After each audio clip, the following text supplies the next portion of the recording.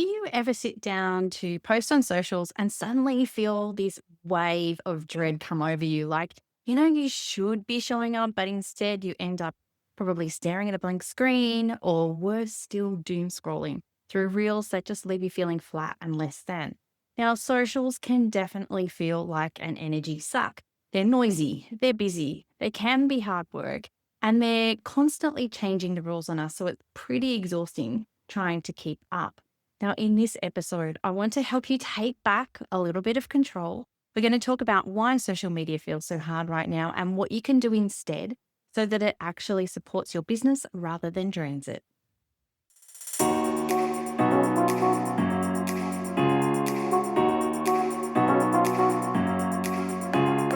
Welcome to the Powerful Content Podcast, your go-to source for content creation, strategy, and business inspiration. I'm your host, Mel Daniels, content strategist, coach, and speaker, empowering women across the globe to grow their business with powerful content that connects, nurtures, and converts. So, if you're ready to create standout content that gets you noticed and remembered, or build an aligned audience who love you and are ready to buy from you, you're in the right place. I believe that content has the power to connect us all. It's up to you how you use it. Listen in for genuine and insightful chats with guests, as well as practical tools and strategies from me. It's so lovely to have you here. Let's dive into the show.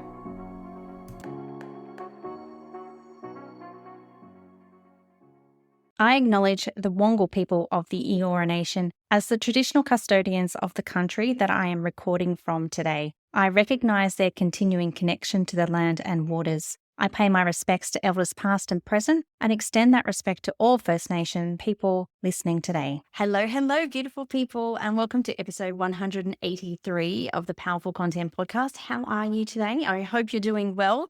Things are ticking along nicely in the Meld household at the moment. My oldest is due home tonight from his international getaway, and the exams for my youngest have started. So I'm really enjoying the time away, the space from my casual jobs, and I've actually even found time to spring clean my son's room whilst he's been away. Shh, don't tell him. It's the little things, right? Anyway, let's talk about socials. Let's talk about what we're here for today. I really, I really don't know where to start with this discussion because as a content marketing nerd, you probably expect me to say and to advocate for being on socials and expect me to be on socials constantly too. But I think that there is a time and place for socials, but I don't think, and this is the crux, I don't think it's the be all and end all. Socials aren't a huge part of my content ecosystem at the moment. And I do feel like it's hard work to be seen.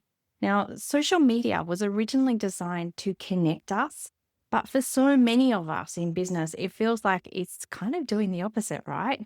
So today, I really want to help you reframe your relationship with socials so that they can stop sucking the life out of you and instead they can become a tool that supports your business in a way that feels doable and feels aligned for you as well. So why does social media feel so hard right now? Well, I think there's probably four main reasons, and it's to do with the algorithms, the shoulds and the pressures that we feel, comparisonitis, and to a lesser extent, that lack of control. So the first one, algorithm shifts mean that we're constantly playing catch up. Now, I'm not blaming algorithms here for lack of visibility. There are certainly tactics and tools that you can employ to be seen more and get your content in front of more people. We know that social platforms no longer run on those chronological feeds, and algorithms now determine what gets seen. And this changes constantly. So what has worked in the last month or even the last week or even yesterday can actually vanish overnight.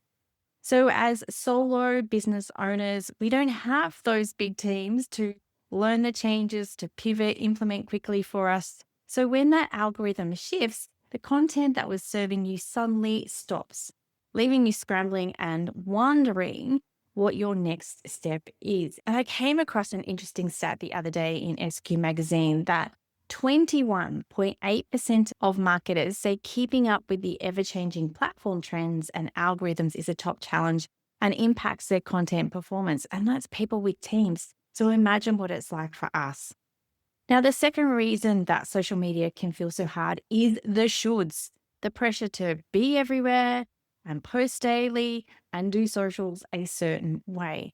So there is a myth out there that more volume of content equals higher visibility and that social media needs to be done a certain way in order for you to be successful on the platform. But this is so many degrees of wrong.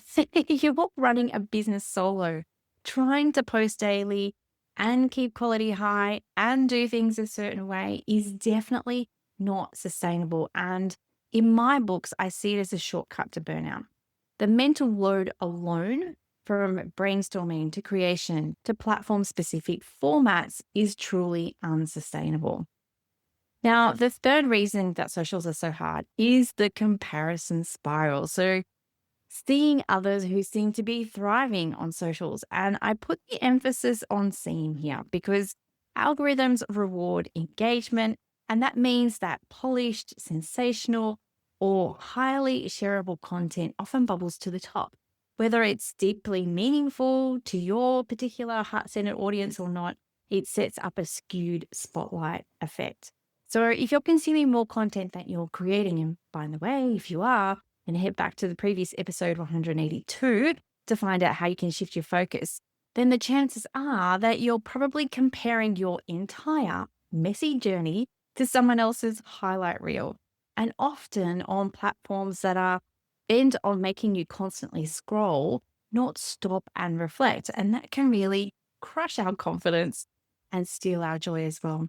And lastly, I think socials seem hard because there's a lack of control. We don't actually own the platform or the audience on that platform. Now, platforms can actually change overnight. Trends shift overnight. One day, one content format works, and the next day, it's not prioritized on the feed anymore. And it's not that we're doing social media wrong. It's that social media itself is designed to keep you hooked, not necessarily help you grow your business. It's built for their business model, not yours. And that's why it feels like a moving target sometimes. And you know what? That's the price you're paying. No matter how much effort you put in, it's still someone else's land that you're trying to build your house on. And I think about this a lot with one of my casual retail jobs. It's a big store in a busy outlet center. It's a popular place that's well set out, but you need to drive to get to it. And the crazy thing is how much money we make on any day completely depends on things outside of our control. If the outlet center ran a good promotion, or if other big stores in the center are bringing in crowds with promotions, then we benefit. If they don't, then we are often standing around bored out of our brains. Now, other factors like the time of year, the weather, competition, all also impact our sales and are out of our control. And even when people do come through the doors, it doesn't mean that they'll buy anything. Sometimes they're just browsing and sometimes they leave with nothing at all. And that's what social media is like. You can have a presence there, a shiny storefront in a busy shopping outlet center, but you're always relying on the platform's algorithm, their promotions, or what other creators are doing to bring people your way. And even when people land on your profile, there's no guarantee that they'll engage or even buy for you. So that's why it's so important to also build your own spaces, your website, your email list, your core content, your blog, podcast, or video. These are like owning your own store in your own land, and you get to decide how it looks, how people find you, and how you nurture them once they arrive. So given all of this, I think that the best way to approach socials isn't to try and hack the algorithm. It's simply to reframe its role in our content marketing strategy. And we can do this in 4 simple ways. Number 1 is to shift socials away from being your primary home to one tool in your toolkit. Now, social media isn't your home. You don't own the space and you don't own the traffic. The future lies in building your own media, your website, your email list, your podcast, blog that you control and shape. And I think I've told this story 1,000 times. Well, I feel like I've told it 1,000 times, but I think it's a super important lesson. One day I was scrolling through Instagram and I came across this post that contained a perspective that I hadn't heard of before. And I was so interested that I wanted to find out more there and then. I was absolutely hooked. I went searching for a blog. I went searching for videos, podcasts, nothing.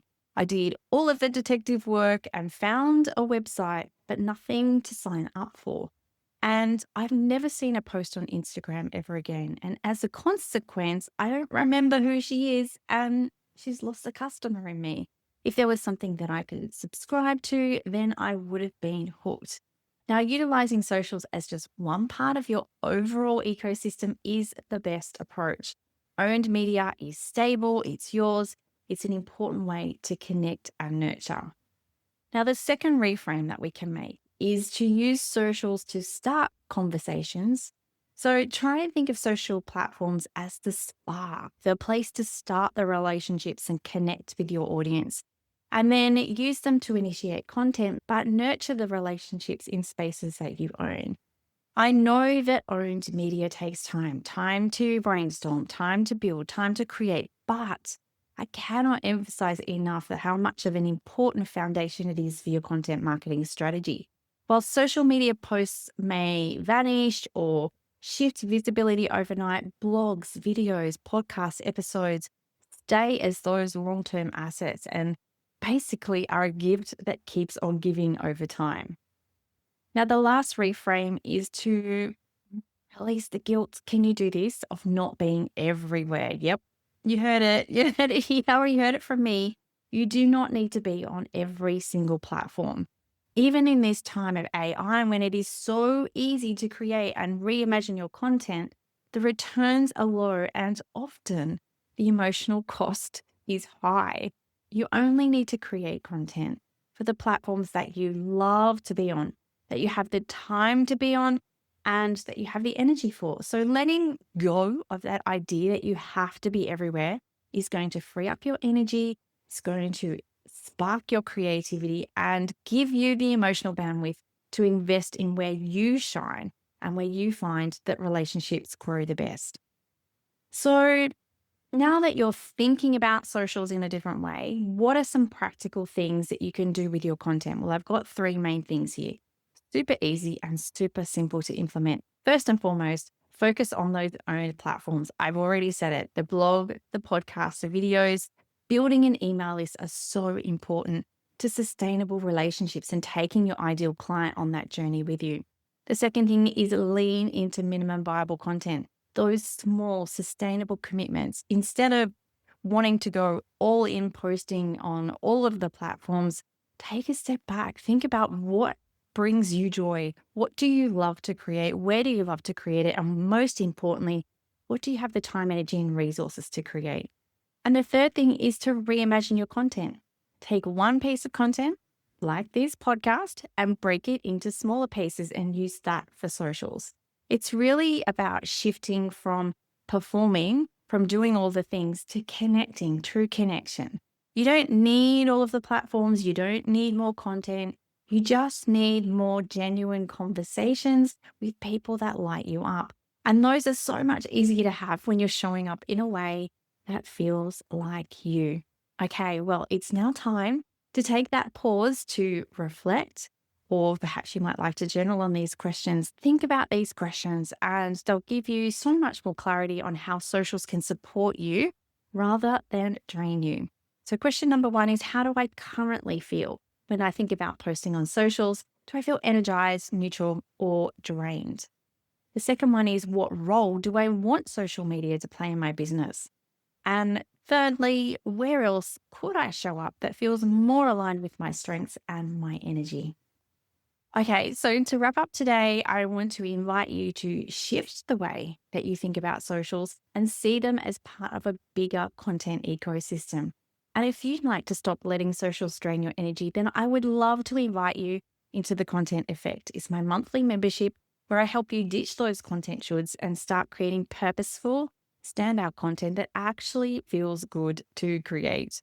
Inside, you'll get practical trainings, tools, and all of the support that you need so that you can show up with confidence and consistency. The link to join is actually down in the show notes. Okay, so remember, when you use socials with intention and back them up with spaces you actually own, content won't feel like such a drain on your energy. Talk soon. Thanks so much for listening. That's it for another week. To get more powerful content in your life, make sure you're following along on socials. My handle is @meldbusiness. And just in case you're wondering, the groovy music for this podcast was created by Just Here on SoundCloud. I'd also be super grateful if you took a moment to rate and review this podcast so more amazing women like you can experience the power of content. And if you're like, hell Mel, stop talking, I'm ready to work with you now, here's how we can work some powerful content magic together. Firstly, come and join the Content Effect, my membership inspiring women with service-based businesses to ditch the content chaos and start creating stand-out content that gets you noticed and makes sales. You can join us by using the link in the show notes or just Google the Content Effect. The second way we can work together is via my one-on-one packages. We can create a sustainable content strategy or start to build out your client journey. It's up to you. Pop on over to meldbusinessservices.com.au/services to find out more. Until next time, have a beautiful week and embrace the power of your content.